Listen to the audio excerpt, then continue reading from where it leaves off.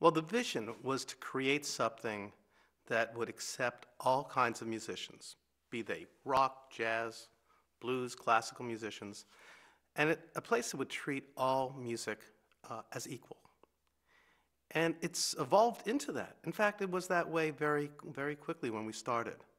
I made sure to find teachers who were open to all styles of music. They may be tremendous jazz guitar players or wonderful classical musicians, but they always showed a respect for their other colleagues and the other styles of music. And when they do that, the students picked it up. Everybody became open to new experiences. And we've kept true to that more than evolved. We've always kept true to that. There are two things that make us stand out. One is very, very, very simple to say. It's the teachers. We hire the best musicians, teachers in the United States. We have people who've been with us for 20, 25 years. We have students who become teachers. We find the best, most dedicated students, and we foster that relationship and nurture them into becoming part of our faculty. The other answer is the students. People who find us are serious about their love for music. They might not become professional musicians, but they are passionate about blues, about rock, about shred, about acoustic music. And they want to be around other people who share a passion. And that's what we offer. A good example is our first year in 1984. In our last week, we had two students show up who were really quite good. They were 17, 18 years old, Trey Anastasio and Mike Gordon, who later became the guitar player and the bass player for Fish.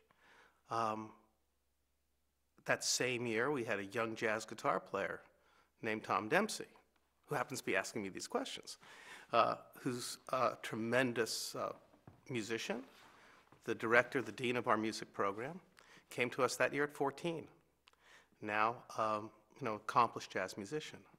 That same year, we had a student who I actually gave our first scholarship to, a fellow named R.L. Castleman, who has now won the Grammy 2 or 3 times, tremendous songwriter.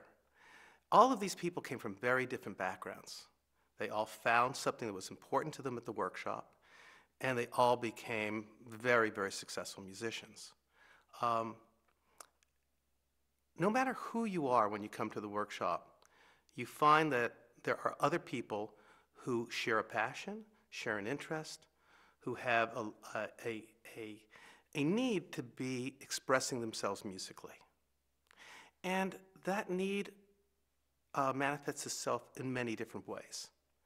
Some people will become songwriters, some people will become really great touring musicians, others will become doctors, lawyers, and they play in bands in the weekend.